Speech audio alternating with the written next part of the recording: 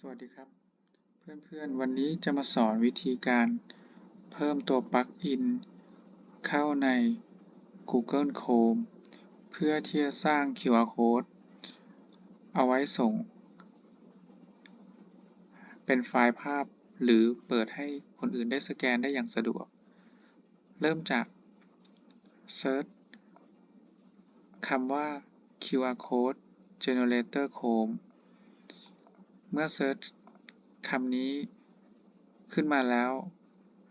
ค้นหาให้เจอคำว่า QR Code Generator Chrome Web Store ให้เพื่อนๆคลิกเข้าไปจะพบกับหน้าที่จะติดตั้งส่วนขยายเพิ่มใน Chrome เป็นตัวปลั๊กอินโดยดาวน์โหลดคลิกที่ขวามือ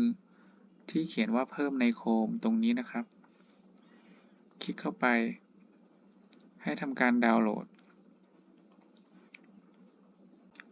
แล้วก็คลิกอีกที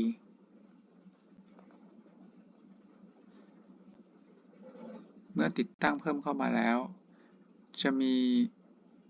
ตัวไอคอนสี่เหลี่ยมจัตุรัสสีดำมีกรอบตัวนี้ที่เขียนว่า QR Code Generator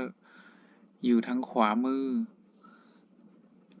ของ Chrome ที่เป็นลักษณะเป็นปลั๊กอินให้เราได้กดคลิกใช้งานเมื่อเราจะใช้งานตัวนี้เราก็แค่กดคลิกเข้าไปมันก็จะขึ้นหน้าต่างของ QR Code